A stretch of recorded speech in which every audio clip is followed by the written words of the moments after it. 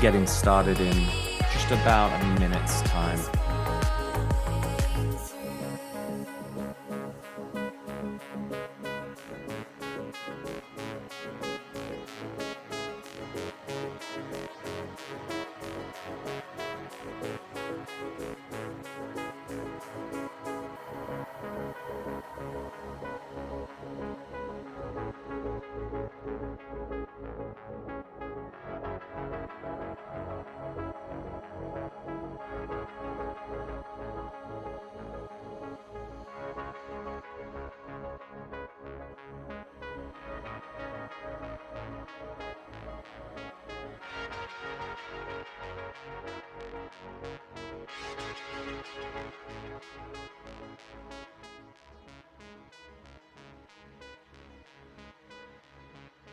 Hey everyone, welcome to the ninth edition of Trading Spaces. Um, wow, it's been quite the month. Historically, October has been one of the strongest months of the year for crypto, famously referred to as Uptober.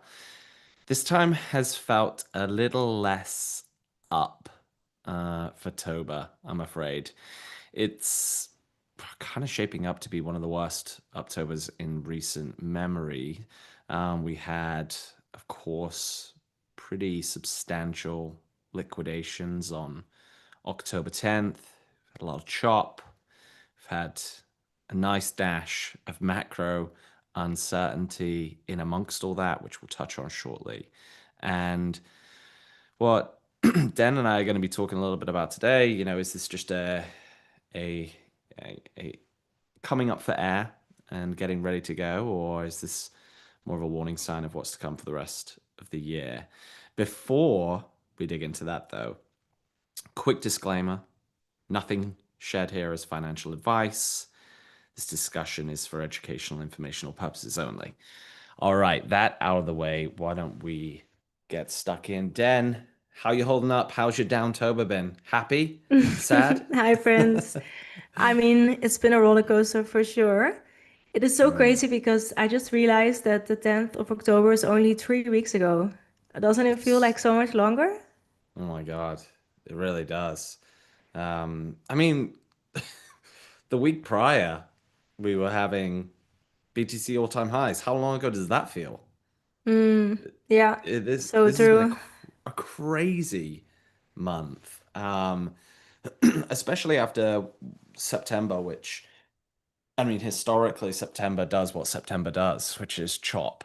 Mm, But yeah, I don't think we thought maybe after the first week of October that we would be where we are today. But I think that's probably a good starting point for where we can talk a little bit about the the big picture, because I think macro's played a big role this month for sure. Um, absolutely. so if we look at the recent, we'll dig into some of the charts shortly, but the the biggest um the biggest albatross around the neck has been the US-China relationship. And Hmm. more than anything, in which of course was the catalyst for the October 10th kind of at least brief crash that we saw. We had these trade tensions rising between the US and China. Um, will we see kind of like another taco trade, or is this a threat that's more ongoing? We also had Fed rate cuts Yeah. only a couple of days ago, and that has probably been the most priced in I think I've ever known a rate cut to be. We're Yeah, at like wasn't it the like 99.9% on yeah, FedWatch, which is yeah. insane. Right, and the September one was in and around the 92%, but that still felt like there was a lot left to kind of up for grabs.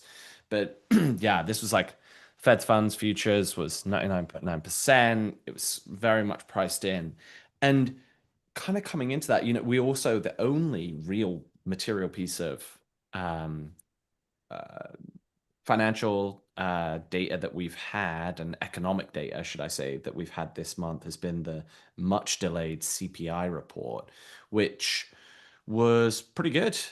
Showed inflation overall coming in lower than expected. That should, by all measures, have been a really good thing. Um, but in amongst all of this, we also have had huge amounts of earnings that we've had kicked off by banks at the start of the month, which was overwhelmingly positive. Then we had big tech earnings, which was pretty mixed. And then we've had a whole host of Coinbase earnings. We've had MicroStrategy in the past couple of days, all being good. But I would say overall, earnings have been a bit of a mixed bag. Nvidia probably being the winner, becoming the world's first $5 trillion company, which is pretty Oh, phenomenal. wow. I didn't even Yeah, know that. That's it's crazy. unbelievable, really. And probably the first company ever to have their eyes set on $500 billion in revenue, which is even wilder to think about. I don't know, Den, if you also saw OpenAI announcing that they're looking at IPOing at a price of $1 trillion, which Yeah, I is saw that. so there's Wild. yeah, a huge amount of momentum in and around AI, and that's been driving equities for sure. But make no mistake, equities have also been on their own roller coaster. Where we are today and the price action that we've certainly seen since the rate cut, which we did see, we saw a 25 bips rate cut this week. What I don't think anyone was expecting after the positive news we had from CPI was Jay Powell's comments after the rate cut. Yeah. Um, and almost like slightly less just to do with his comments, but more how the voting played out. So when you kind of like look at the dot plot of the votes for the rate cut, there were a couple that were calling for no rate cut at all. So there was a lot of division in here, and J Powell specifically said that the December rate cut is not a foregone conclusion. So that kind of gave everyone a little bit of pause. Yeah, his It's like, tone was like, it's not sure "Ooh, at all. right, Something and like we that and we he had a said, rate right? cut, Yeah. an end to quantitative tightening on the start of December, all extremely bullish. I personally think that there is a huge amount more to be bullish about. You've got to feel like we're still at least on track for the December rate cut here. Lots can happen in amongst it, but I can't see that slowing down. The U.S. China relationship is still the one that has question marks. We've had positive news this week. China, Xi and Trump met in person for the first time, I think, since Trump has actually came into power for this second term. Um, they've pulled back a lot of the rare earth threats. The 100% tariff that the US was going to impose has not been imposed. So things feel good. It feels more, and certainly the market interpreted it more as like a kicking the can down the road. We'll hold off for now, but it doesn't feel like that relationship is like materially better. So Hmm. I think that's what brings us today. There's still a few things hanging over the head, but certainly from a macroeconomic perspective, the setup is bullish.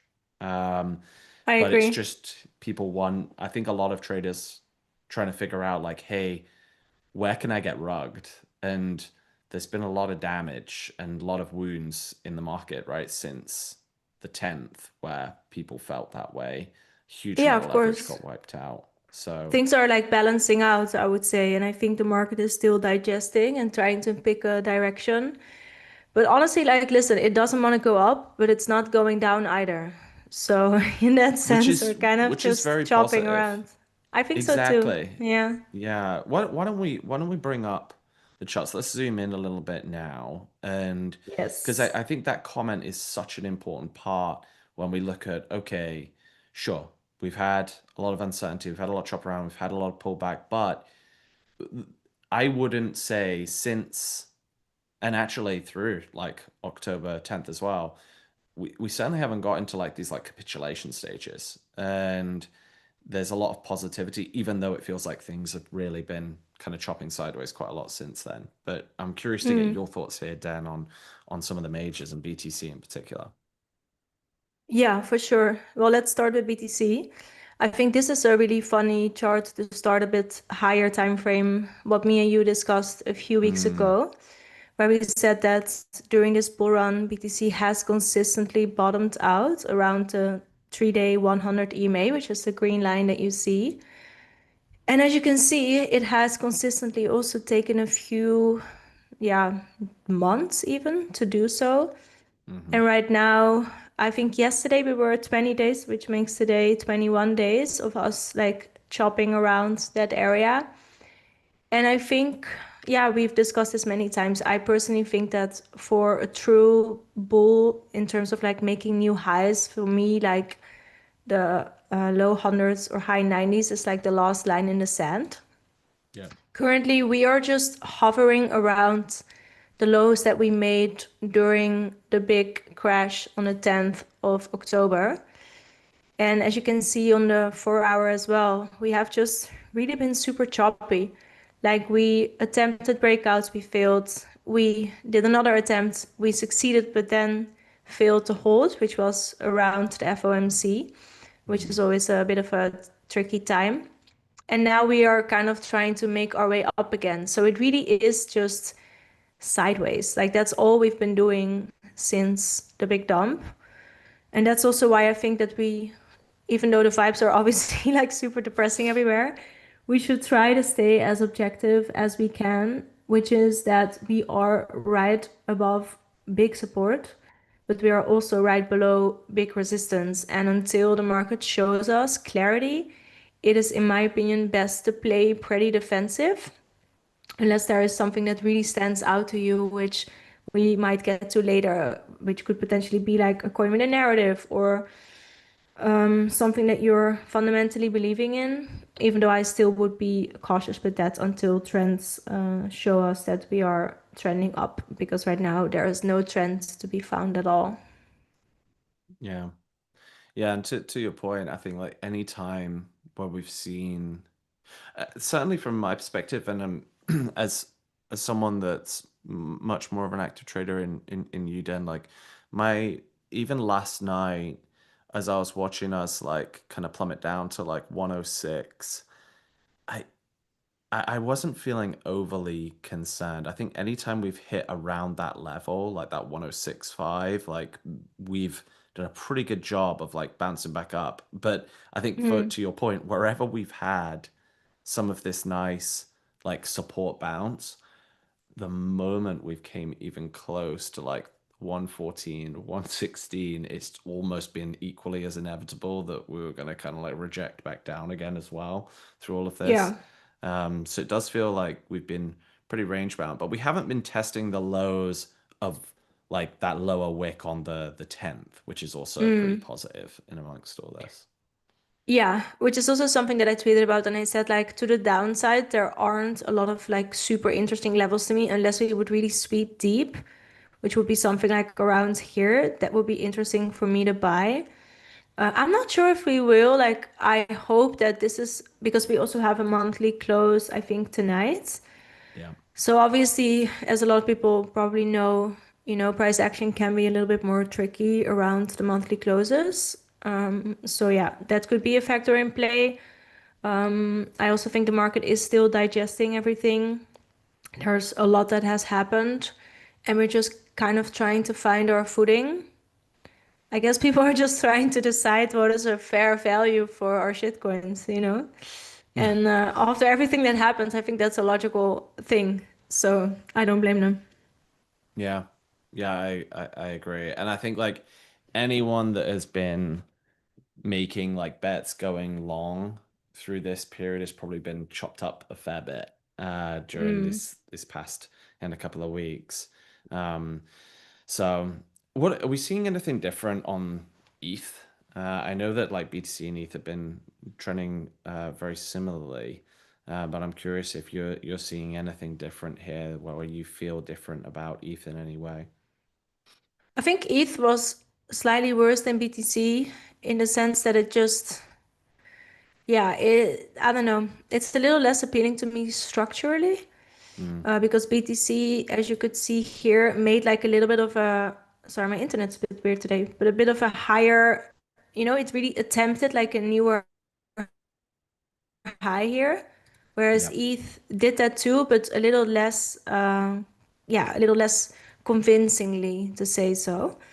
But if Mm, you really like look at it in summary, I would say the same is happening in the sense that we attempt to reclaim a trend and we cannot do it. And even when we do it, we still fail afterwards. And just like with BTC, we have those extremely important levels coinciding with those EMAs, which is, like I said before, we always do it with Confluence. We have like those macro range highs as well as the quarterly open there. And it's just one big resistance level. And right now we are not strong enough to clear it.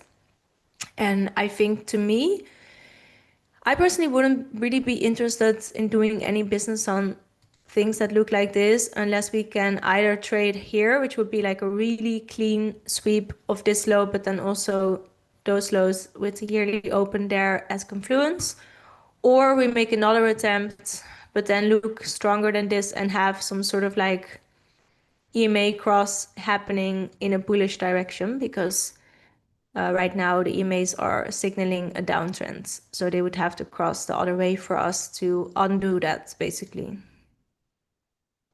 makes a lot of sense. Yeah, and I think I think for probably a lot of traders, it's hard to kind of have conviction one way or the other right now on some of this until we see Of something course, it's clear, nothing to right? be convinced about. It's No. sideways. So, yeah. What is on your mind when we think about alts? Because, the past couple of um, streams that we've done, it's been hard really to talk much about what's going on and the alt side of things. Um, Mm. we obviously post October 10th, the it wasn't pretty viewing on pretty much any alt chart. Um, but we spent quite a bit of time looking at like totals and others, and seeing kind of like how that's playing out in tandem with BTC dominance. Anything worth digging into on that side? Is there hope yet, at least, for the major altcoin bull rally of 2025? This is the big question we're all asking ourselves, I guess. I mean, I would say that with this much uncertainty in the market and without even the majors giving any clear direction, it's usually just not the best play to go like really hard on a lot of different altcoin longs. I think also if we look at our index charts like others and total tree, we, discussed these many times and we're just really not seeing any signs of strength here. It's just chopping around the same way that BTC and ETH are doing. So I would say that we are not getting the green light that we would want to have before like kind of quote unquote max longing or really going like easy modes or risk on or however you want to call it. Of course, there's always outliers to this, right?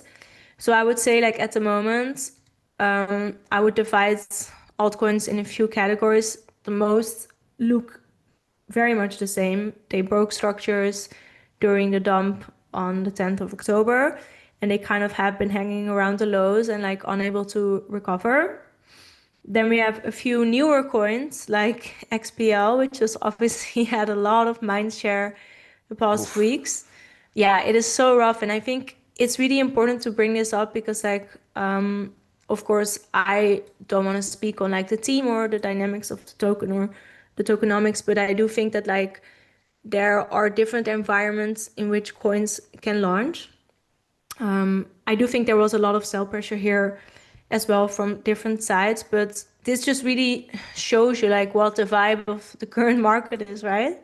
Yeah, that Just is the not a pretty downtrend. chart to look at, is it? No, it's just how vicious it is just really interesting and just kind of shows you the state of things, I would say.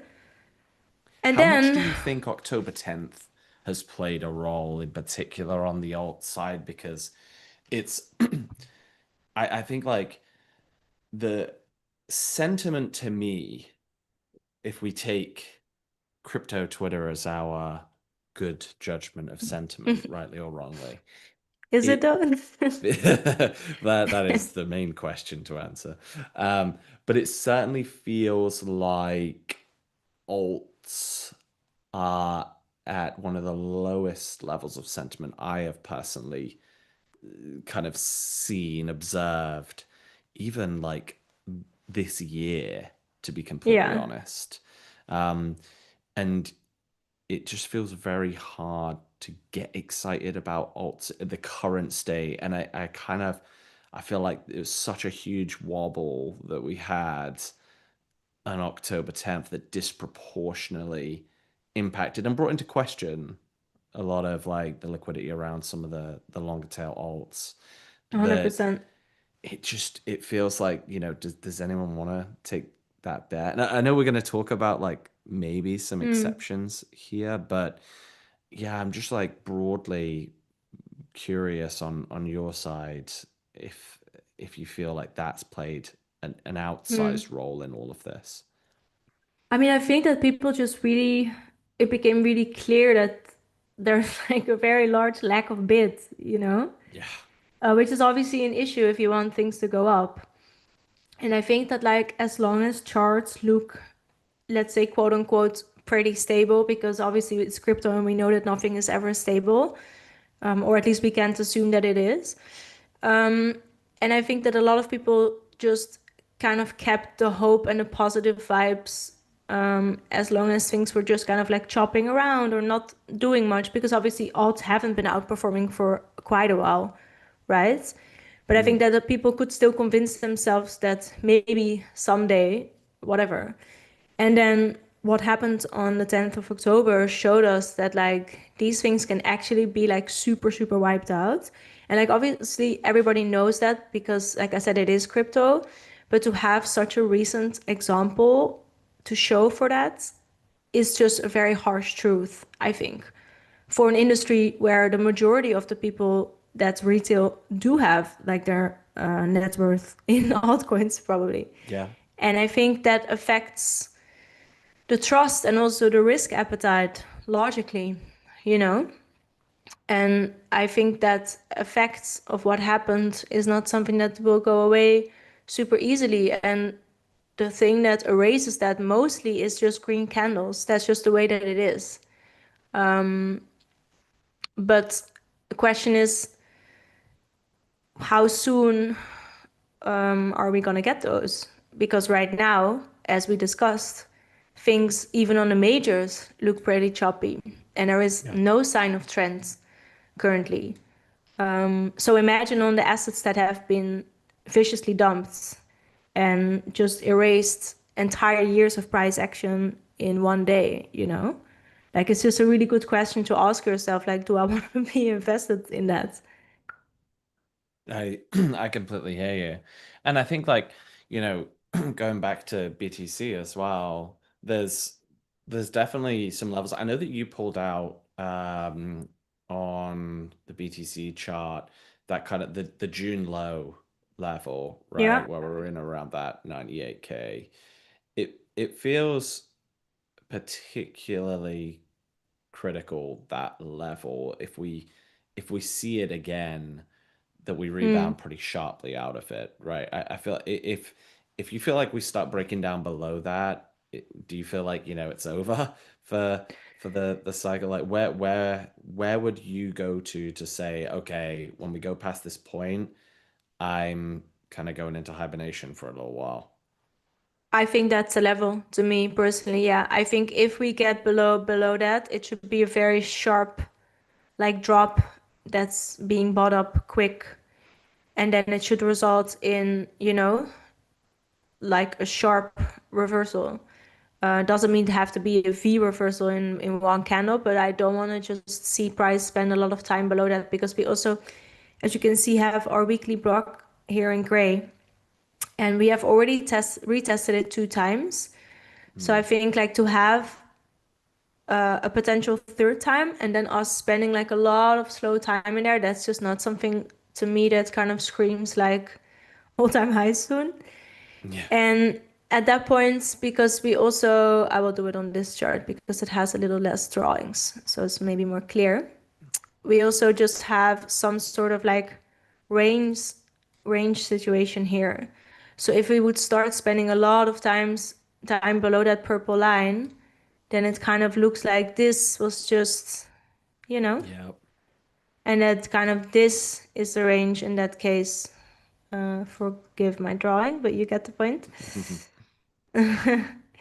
So yeah, that's just not something that I want to see. And considering the fact like how weak crypto has been, also relatively speaking to other asset classes, Yeah. at that point, I just don't think that it looks good. So that is my line in a sense. And let's see how it goes if slash when we get there. Right now, I do think with our recent action, us kind of trying to, make our way above here again, I hope that whatever happened here with this little, pump that got slammed down again, I hope that that was just like an exaggerated reaction of the whole FOMC and just, all of the macro stuff that happened. Hmm. But let's see. I personally think that we should really let the charts do the speaking here. And of course, the news, the volume, all that stuff. But I think it's important to not be anticipating a lot because we need to be fluid, you know?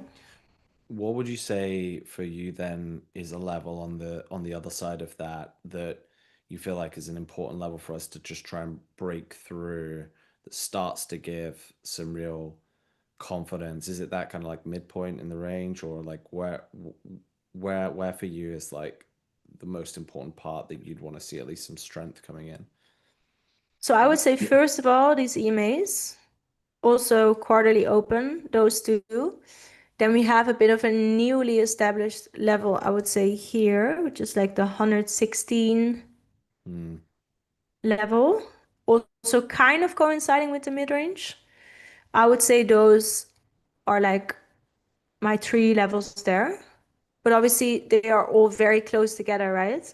Which is the Yeah. same on ETH. Like it's just one big block of resistance, where this is one big block of support. So that's why it's such a hard position right here to speak a lot on these charts, because it's like we are wedged in between resistance and support, and they're very close to each other. And all of this technically is just us trying to decide which one is stronger. And the market has not made up its mind yet. So that's why we should try to stay a little bit objective, even though it's really hard. Yeah, it does feel like we're kind of like ping ponging just from one side to the other, and I think that's also probably one of the drivers of like what's giving people a lack of conviction to break Hmm. through. There is quite the mountain to climb, right? Of resistance on, even Oh, if yeah. there's that nice safety net below. Um, why don't we shift view, because me and you have been talking separately around Zcash. And Yes.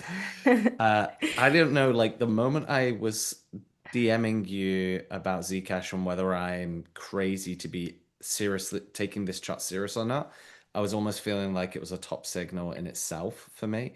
But it, Did you buy it, it after all? I remember you wanted to buy it, no? so I bought when a little after the 10th, when we kind of like Hmm. dipped back down and we had a rejection, I think at like 170 or 180 was it? Wow.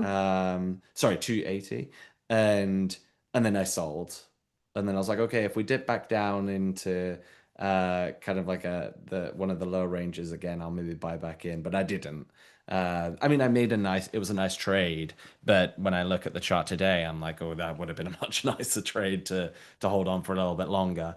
But it's just been a crazy chart. I just can't get my head Insane. over the fact that I just feel like I could get rugged on this one at any moment, and that's why I think I was like, okay, I'm kind of getting out here. Yeah. I mean, it's an incredible chart, right? Like the strength of this thing just coming out of like such also like a triangle, like a long range and a triangle is Yeah. kind of like someone with like a textbook of price action was kind of painting this, I feel. Yeah. Um, I mean, it is coming into some pretty relevant resistance, I would say. Like, not only Yeah. do we have the 2021 all-time high, we also have this little 2017 high. And then, of course, like the mid-range of the entire situation there. Yeah. And if we zoom in, I will also put my daily trend here. When I was like going through some of the levels and like annotating some charts, I it blew me away that like the all-time high was like 900 back in I think it was Yeah. 2018 or 2017. I remember obviously at that time Zcash being one of the things that we were all talking about alongside Monero, but I didn't realize it got to that size. It's kind of Yeah, I crazy, have a lot really. of friends that made a lot of money on that. I mean, I wasn't around in 2017, so I Mm. was only like war stories that I would hear. Um, but yeah, this is such a beautiful example of like how a clean outperformer respects moving averages, even through the dump. Like it just holds this trend like so beautifully. Yeah, It is really tough to say with things like this, whether it's topped out or not. Like I would personally like really never take a short on anything like this because it's like no if way. you want to short, there's so many more good things to do that on that are actually weak. And this, people shorting this feels like a hero trade to me. I don't know if this is done. I mean, listen, if the market is able to like reclaim all those levels that we just spoke about, this might as well just keep going to the mid range or who knows how far. Yeah. Um, wild. This Wild definitely chart. feels like one of those like runs where if if you bought this relatively early on and held on, it would be like one of the war stories of the future, like cycles, for sure. I It's still don't understand what happened, like why it I, pumped this time around. It's probably just Cabal, no? I mean that's the only thing I think. I mean, every cycle that I've been through, Zcash has had a little pump randomly. I mean, I was around in 2017 and was mining Monero back in those days. So I remember paying close attention to Zcash. But I think in 2021, pretty sure in 2021 we had like a little run. I can't actually remember off the top of my head the exact kind of period through that last cycle, but it's just been pretty crazy how this has started. And the big thing for me has been through all of the periods of like weakness that we've seen during of like BTC and ETH, it's held up really well, actually. And like you say, there's absolutely no chance in hell I'm short in this thing. But I also Yeah. don't have anywhere near enough conviction to go long on it because I feel equally that I could get rugged either way. So I it's really hard. I find charts like this very hard because it just always feels to me like if I'm going long here, I'm exit liquidity, and I'm FOMO buying into something. I hear you. I mean, this was a very beautiful, this one here. Not even, I mean, also obviously the crash, but like, it's Yeah. debatable whether people wanted to trade that. But this one, I think I DM'd you. I said I was super pissed that I didn't buy this because this was like so my system. And Yes. what I mean with this with my system is that when you have a very strong trending asset, like you see here, the first 1 day, sorry, 4 hour 100s retest, which is the green one, is usually a very good buy, Hmm. which you can see here that it was. Yeah, Yeah, this incredible. was this was actually what I caught the 180. When we dipped down there, it wasn't like the perfect like bottom. I caught that, and then I think rode it up to where were we? There was like a rejection pretty close after. It was only like 3 days, and I was just like, okay, I'm hopping out here. I have no good conviction in this. Made a nice trade, and then I was like, okay, maybe we see some of those lows happen again. But yeah, it's a nice chart on the 4 hour in particular. Yeah, I will be super interested to see if we can kind of like what we're gonna do around the 2021 all-time high because I do think it's such an important level. And as you can see already here, we did have it as a resistance point, and then here we came pretty close, and now we're kind of like attempting. It will Mm. also depend on the rest of the market, I would say. Let's see. Can't wait to revert back in 2 weeks. Yeah, well, I mean, there's been another hype has been another one that I know you were chatting a little bit about. I spend quite a lot of time looking at hype Yeah. myself, and that there was a lot of chat, especially on like CT, around like it having a lot of strength in the past week. But I'm curious to get your thoughts on hype, especially after we had this like massive run up, all the buybacks, the narrative, and then obviously like since October, how it's kind of trended and holding up. Yeah. Well, how I see this is, as you can see what I have drawn, it's just a big range. And I think why hype is so interesting is because it trades like pretty clean. Obviously we have some deviations, but then around the range levels, it's still pretty clean. And I think that assets like this, and we've discussed this a few streams back. I think it was a stream about outperformers, where I said that besides obviously everybody wants to be exposed to the outperformers in the market, right? But besides that, they also tell us a lot about the state of the market, in my opinion, because there's always going to be like a few fast horses in terms of altcoins. And when those are making attempts of breaking out or holding support or like flipping important levels or whatsoever, it's very interesting to watch whether they are able to. Because in my opinion, if the outperformers are not able to, then the rest of the coins you might as well not even look at because, it's just not Yeah. interesting at that point. And I think hype here showed us that very cleanly where we had like, that attempt of breaking out of the range high and we really cleanly failed just as we, held it in these support causes. And right now we are kind of like retesting the mid range, which has also been a huge area of SR in the past. Hmm. So that will be kind of like, I guess it's a little bit as like Zcash because that also is at an inflection point right now. Yep. So I think like those kind of coins that trade very clean and have shown strength, I think they will show us whether the market is ready here to make any moves or not. Another one that comes to mind is Tau, because this is something that I tweeted about. I am in a position for this from the low 400s. And we have here also a really, really big range where we're kind of like attempting to break the mid range as well as the yearly open. And I think like if we are able to do that as an outperformer, of course, relatively to other altcoins, that will be a strong sign to me that the market is able to make some moves.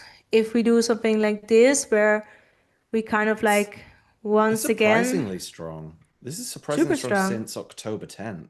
Do you know, I saw your Yes. tweet about this, but I hadn't actually pulled up the chart much, Mm, and it's probably the only chart I've actually seen that's rallied up, maybe outside of yeah. Zcash, the Yeah. since October 10 after such a severe wick down.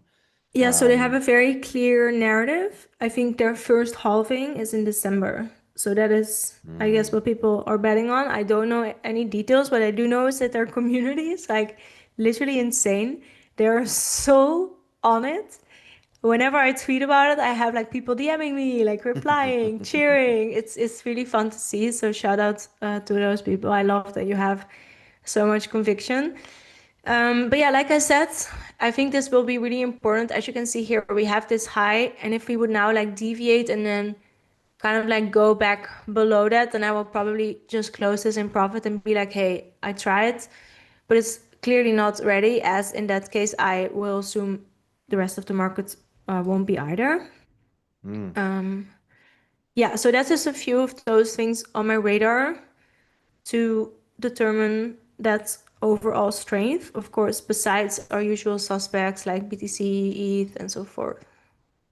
It seems like with the three alts that we've talked about outside of XPL, so Tau, It Zcash, doesn't count. Hi, yeah, this is not it is not going to fit the criteria of what I'm about to say.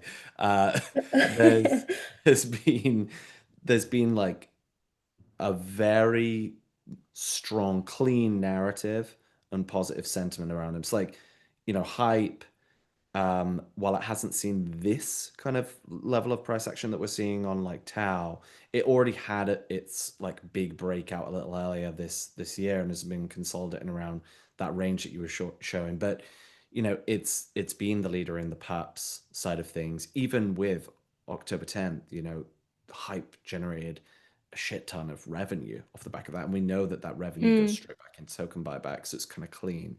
You've got Tau. I didn't realize this whole halving piece, clearly a major catalyst narrative. And then Zcash, it just feels like it's captured um, the what I would kind of call the crypto VC slash like cabal narrative of kind of Yeah. privacy is everything and Zcash is the future, at least for now.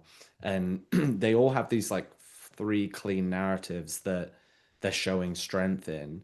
Whereas I think it's hard, let's think about, I haven't looked at the chart for Pump and stuff like that, but there's not that same clean narrative as we had before with stuff like Yeah. Pump and some of the others as well that they can lean on, I at so least much right agree now. with you. Yeah, and this kind of comes back to what we were saying earlier, where it's like after such a big event like the 10th of October, the trust of people is obviously has had a really big hit.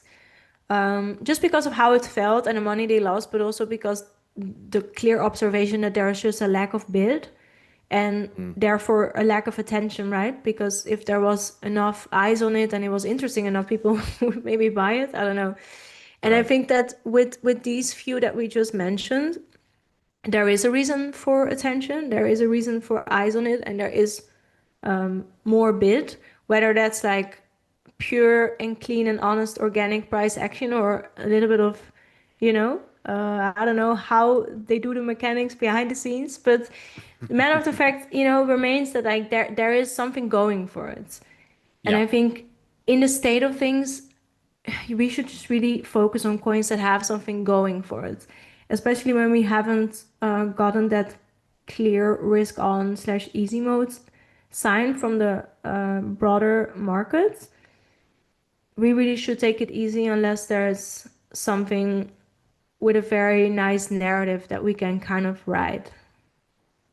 I think that's a good way to for us to kind of wrap things up. It still feels like, we've got a little bit of macro stuff hanging over our head, but we still got the government shutdown. There's not going to be a whole lot of new data coming out. December is going to be the next rate cut. November is usually a pretty strong month, but I think that, if October's shown us anything, history can not always be a good indicator of future success.